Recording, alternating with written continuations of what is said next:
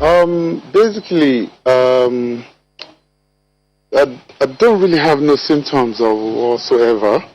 I returned from a trip which I've been to multiple countries, and then I just felt, let me just go have a test done.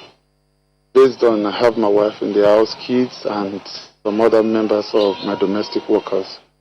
So I went ahead and carried out a private test done from NIMA, which I was told about a day after I said I was positive. And so on hearing that, I felt really down. I know it wasn't a death sentence or whatsoever, so I just flow with it. And I was asked to go to what's it called? To Yaba, which I just got discharged from, and that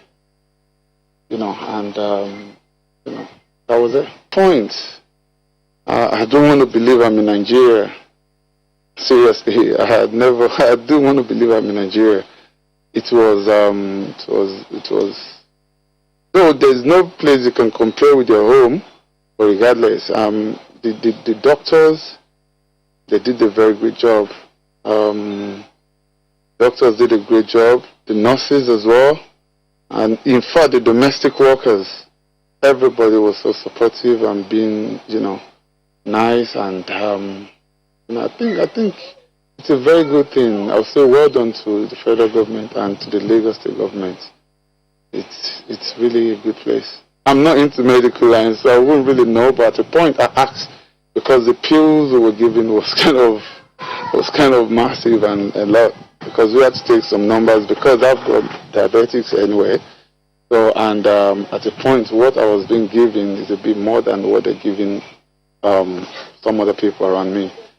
So, and but to be honest, I knew we were giving antiviral and giving some antibiotics and vitamin C and some other medication which I don't even know. I tried to ask, but that wasn't my priority at that point. I just want to get well and be out of the place because got family to attend to. To be honest with you, in fact, coming live on this TV, I think it's one of the greatest things that will soften my heart or that will make me feel good. I just want people out there to know that this thing is real. It's not joking. It's not joking. I was one of the luckiest patients in there because my case wasn't as crazy as some other people who passed away or people who were like some horrible things you've seen a grown-up man doing that you go feel sorry for them. Seriously. Can you imagine someone want to go to the toilet and before getting into the toilet had to put himself? A grown-up man. All I'm just going to pass on to people out there is stay indoor. Staying indoor temporarily is better than staying down feet below forever. So stay indoor. This thing is real and it's not joking. It's real. It's real and it's not joking. So people have to stay indoor. That's my advice, and that's all I have to say to people. Stay indoor. That's it.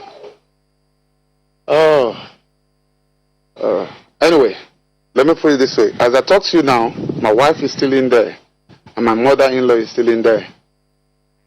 So, if I'm to write a book, I think I'm gonna have I don't know how many pages I will be writing, but it's I don't know.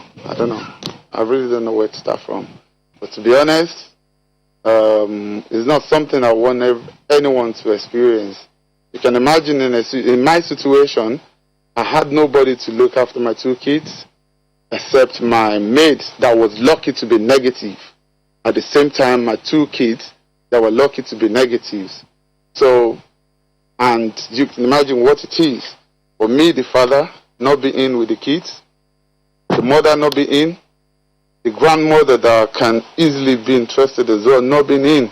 So we were left with no choice other than the maid that we've only hired about 2 months ago. But luckily for us, she was negative. At the same time, she was being helpful. No one is going to accept my kids. No one is going to look after them. They're going to be scared.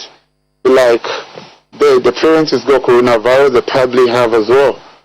So that alone weighs me down. My wife cries every day, and my mother-in-law was disturbed. I have to just stand like a man. I was really worried within myself, but I just have to pretend like everything is okay. But it wasn't some kind of experience I would want someone to go through, to be honest.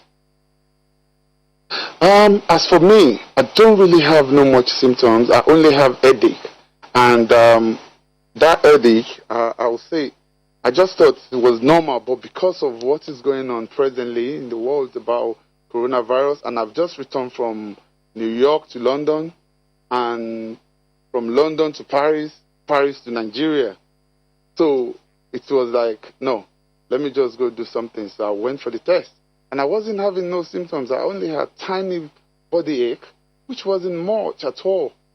But I just want to have peace of mind that, look, this is not what is dealing with me. I don't want to be dealing with malaria. Why? I've got coronavirus. You get it? I don't want to be dealing with headache. Why? What I had to deal with is actually more than headache. So I just went ahead and have the test done privately, you know. So in terms of the symptoms, I think when we were at the center, different people were saying different things. You know, some were saying they had, what's it called? Some were saying they were throwing up. Some were saying they lost smell, they lost taste. And some were saying headache, tiredness, and different ways. I've got a friend in London that said he just gets tired every time. You know, he can't smell, he can't feel no taste, he can't smell, he can't feel anything on his tongue, and he lost his taste, and he's always tired. So different people with different things. For example, my wife, she was just coughing, and it wasn't like dry cough. Then she was getting some itching on her throat, and that was all. No tiredness, no nothing, nothing from the general symptoms that they used to say. She doesn't even have dry cough. Yeah, I've actually just been out. 2 days ago, and on my way coming back home, because I drove myself down, as I'm gonna have to breathe. I'm gonna have to breathe to that side, because that side needs to be looked into through the Lagos State government. I'm gonna come back to that in a minute. So basically, on my way coming in, I met someone that used to do something for me on my way. So I told him, look here, I've always been telling you this thing is real. Can you believe I've just been discharged this and that? And she had to run away. You know? Then I had to call him back and be like, what's going on with you? You don't have to run for me. I'm good now. And, you know, but I think, you know, I might have a bit of, you know, things to deal with, but I'll be all right. I can deal with it. I'll be all right.